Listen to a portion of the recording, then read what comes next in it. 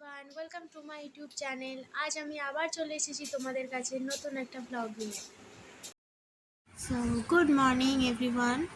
তো এখানে আমি মুখ ধোয়ার জন্য রেডি হচ্ছি। তো দেখো, মুখ ধোয়া হয়ে এসছে প্রায় আমার। এবার আমি বাসি জামা ছাড়বো, যেটা না ছাড়লে আমার মন অশুদ্ধ অশুদ্ধ লাগে, কারণ বাসি জামা আমাকে ছাড়তেই হবে। দেন এখানে এই যে বাসনগুলো গোছাচ্ছি, সেগুলো হচ্ছে রাত্রে ধুয়ে রাখা বাসন, এগুলো গোছাচ্ছি। দেন এখানে চায়ের প্রস্তুতি হবে। তো ঘুম থেকে উঠে ওদের সবার চা চাই, কিন্তু আমার চাই না, কারণ আমি চা খেতে একদম অপছন্দ করি। প্রিয় দুধের চা হলে দু একবার খাই, তবু হলেও হবে না হলেও হবে, এইরকম একটা ব্যাপার। আমি চা একদম খাই না, আমি ডাইরেক্ট ব্রেকফাস্ট করি। আমার বরের সঙ্গে আমার রীতিমতো ঝগড়া হয়ে যায় চায়ের জন্য, কারণ এদের বাড়িতে সবাই চা খেতে খুব ভালোবাসে, আমার বর একটু বেশি ভালোবাসে। দীপের সঙ্গে তো আমার ঝগড়া হয়ে যায় চায়ের জন্য। সব সময় গলা ব্যথা করলে বলবে চা দাও, মাথা ব্যথা করলে বলবে চা দাও, মানে একটু টেনশন হবে সেখানেও বলবে চা দাও, সবসময় চা চা চা। আমি ওকে বলি পারবো না, কিন্তু বলার পরেও খারাপ লাগে, কিন্তু তাও করে দিই। তো যাই হোক, শোনে না কোনো কথা, সবসময় চা। মানে এক কথা বলতে গেলে এটা বাঙালিদের আবেগ, সেটা তোমরা সবাই জানো। যারা চা খেতে ভালোবাসে তারা সবাই জানবে যে চাটা কী জিনিস। দেন হয়ে যাওয়ার পর কেউ ঘুম থেকে ওঠেনি, আর কেউ উঠুক বা না উঠুক, আমি উঠেছি এই কারণে, কারণ রাই যদি জেগে যায় তাহলে আমার কোনো কাজ হবে না। সেই জন্যই আজকে আমি লক্ষ্মী মেয়ের মতো তাড়াতাড়ি ঘুম থেকে উঠে রান্নার জোগাড় করছি। দেখতে পাচ্ছ কুটনো কাটছি, কী কী রান্না হবে তারই তোড়জোড় করছিলাম, কারণ রাই সোনা উঠে গেলে আমি একদম কোনো কাজ করতে পারবো না, সম্ভবও না ওকে নিয়ে সব কাজ করা, তাহলে আমার কিছুটা কাজ এগিয়েই থাকবে। ওই জন্যই আজকে আমি উঠেছি। তো প্রতিদিন উঠতে পারি না, কিন্তু কালকে ঘুমটা ভালো হয়েছে বলেই উঠেছি। তো যাই হোক, তো এখানে আমার অলমোস্ট কুটনো কাটা হয়ে গেছে। তো বাড়িতে আমি আর আমার যা দুজন মিলেই ভাগ করে কাজকর্ম সব করি। তো আজকে যেহেতু আমার রান্নার দিন ছিল, ওই জন্য আমি মনে হলো যে তোমাদের সাথে শেয়ার করি আমি সারাদিন কী করি না করি। তো দেখতেই পাচ্ছ ভাত বসে গেছে, এখানে বাঁধাকপি তরকারি, আলু ভেন্ডি ভাজা, বেগুন ভাজা। তো বাবা ঘুম থেকে উঠে গেছে, বাবাকে চা দিচ্ছি। বাবা দিয়েছি। তো এখানে আমার মাম্মাম দেখতেই পাচ্ছ কি অবস্থা করে রেখেছে, আগের দিন রাত্রেবেলায় খেলাধুলা করে ঘুমিয়েছে। তো এখানে এমন কিছু নেই যে নেই, এখানে হীরা থেকে জিরা সব কিছুই আছে। তো তবুও আমি এগুলো জানি একটু পরে আবার যে সেই হয়ে যাবে, তবুও আমাকে তো গুছিয়ে রাখতে হবে, কারণ দেখতে আমার অগোছালো ঘর একদম অপছন্দ। আর এই যে ইনি হচ্ছে আমার যা, আমাকে এদিকে বলে সকাল সকাল ঘুম থেকে উঠবো বুঝলি, কিন্তু নিজে তো ওঠে না, আমি উঠে গেছি। তো যাই হোক, ওকে ডাকলাম, ও উঠলো না। এই যে আমার মাম্মাম জেগে গেছে, তাহলে সবাইকে গুড মর্নিং ওর তরফ থেকে। তো এই যে দুজনেই উঠেছে। তো উঠে যাওয়ার পর ওকে নিয়ে একটু আমি গলু গলু করলাম, ওকে আমি বারণ করলাম এক চোখ দেখাস না। সারাদিন আমার সাথে যা ঝগড়া করে এত ছোট বয়স থেকে, সবাই বলে যে এখন থেকেই মা মেয়েতে লেগে গেছে। তো দাদা বাজার গেছে, মাছ আনতে পাঠিয়েছি, দেখা যাক।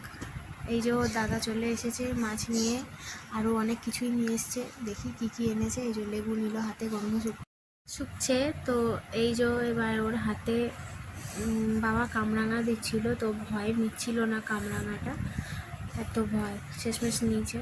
তো এই যে মাছ চলে এসছে, এটা হচ্ছে রুই বা কাতলা কিছু একটা হবে, আমি অত ভালো করে চিনি না। আর এটা হচ্ছে পার্শে মাছ, আমি রায়ের জন্য ছোটো মাছ আনতে বলেছিলাম, তো যাই হোক এনেছে। আমি আজকে পার্শে মাছই করব, কারণ দুরকম মাছ করা সম্ভব নয় আমার এখন, কারণ আমার রায়কে খাওয়াতে হবে, মুখ ধোয়াতে হবে, অনেক কাজ আছে। দেন এই যে ওখানে আমি রান্না করছি একটু করে, প্রায় হয়েই গেছে আমার। তো সব বাচ্চারাই ঘুম থেকে উঠে একটু মায়ের কোল ঘাসা হতেই পছন্দ করে। দেন এই যে এটা হচ্ছে আমার সব থেকে বড় কাজ, এটা হচ্ছে রায়ের মুখ ধোয়ানো। বাপরে বাপ, যেন যুদ্ধ। ও তো ভালোবেসে যদি করতে চাই তো করতে দেয় না, তাহলে আমাকে জোর জবরদস্তি করে কোনো রকম আমার কাজটা আমাকে করতে হয়, কিছুতেই ও জিভ ঘষতে দেবে না। ছোট ছোট যেই সিলিকনের যেই ব্রাশের মতো জিভ ছোলাগুলো পাওয়া যায় বাচ্চাদের, সেটা দিয়েই করার চেষ্টা করছিলাম, কিন্তু ও কিছুতেই দেবে না, ও প্রচুর সিকনেস হয়। তো দেন ওকে বাসি জামা ছাড়ানো আমি অভ্যেস করেছি। এটা করা দরকার আমার মনে হয়, তো সেই জন্যই আমি করি। জানি না বড় হয়ে কী করবে, তবে এখন তো আমি করি, তারপর পরেরটা পরে দেখা যাবে। ও ঘুম থেকে উঠে আমি ওকে বলেছি গ্রিনের দিকে তাকিয়ে থাকতে, কারণ ছোটোবেলায় আমার মাও বলতো যে গ্রিনের দিকে তাকিয়ে থাকলে নাকি চোখের দৃষ্টি খুব ভালো হয়। দেন এটা হচ্ছে ওর খাওয়ার সময়। তার আগে ও ঘুম থেকে উঠে রাই কিন্তু হরি বল শোনে, মানে কৃষ্ণের নাম শোনে। এটা ওর ছোটো থেকেই একটা গুড হ্যাবিট, সেটা আমাদেরও ভালো লাগে। আমি ছোটোবেলায় উঠে ঘুম থেকে উঠে রবীন্দ্রসঙ্গীত শুনতাম, তো ও হরি বল শোনে। তো দেখো নিজের নামের গানগুলো শোনে, ভালো জিনিস। ও নিজের নামের গান শুনতে শুনতে খাবে, ও খুব ভালোবাসে নিজের নামের গান শুনতে। তো প্রথমে একটু মুখ টুক বেঁকায় না খাওয়ার জন্য, কিন্তু দেন ও খায়। ওকে আমি সব রকমই দিই যাতে কোনো রকম অসুবিধা না হয় আমারও ওরও। এই দেখো খাচ্ছে, এটা দেখে দেখে খাচ্ছে। দেন খাওয়া দাওয়া হয়ে যাওয়ার পর ও একটা নতুন খেলনা পেয়েছে, সেটা হচ্ছে চুম্বক। এই চুম্বকটাও নিজে নিজেই মাথায়, মানে এইটুকু মাথা এখনই বুদ্ধি দেখো, ফ্যানে লাগাচ্ছে আর খুলছে, আর কি আনন্দ ওর।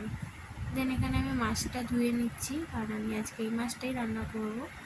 দেন ধোয়া হয়ে গেছে প্রায়, ধুয়ে হয়ে যাবে। আমার যা বলছে যে মাছগুলোকে আবার জলে ছেড়ে, দেখো বেসিনটা পুকুর হয়ে গেছে, কারণ আঁশগুলো বেসিনে পড়েছে, তাহলে জলটা জমা হয়ে গেছে। দেন এই যে আমার পাতিদেব বেরোনোর আগে আমি হাগ নাহলে কিস একটা পাই।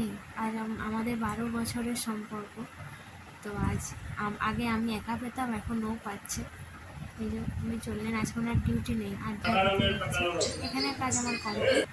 দেন এবার আমার রুমের কাজ। আমি একদিন পারলে সময় করে আমার রুম ট্যুর আমি দেখাবো, আমার কি ভালো লাগে, আমার ভালো লাগার জিনিসগুলো কী কী সেগুলো দেখাবো তোমাদের সময় করে। তো এখন এই যে আমি বিছানায় তুলছি, আর আমার মাম্মা এই যে আমাকে ডিস্টার্ব করছে, মাম্মাম করে ডাকে খালি, আমাকে কিছুতেই সরে না। আমার পায়ে পায়ে সব সময় ঘুর করে। আমার ঘর গোছাতে খুব ভালো লাগে, আমার সব থেকে প্রিয় কাজ যদি বলে কেউ, তো আমার ঘর গোছাতে খুব ভালো। দ্বীপের সবসময় বিছানাটা টান টান দেখা যায়, কারণ বিছানা টান টান থাকলে মনে হয় বাহ সব কাজ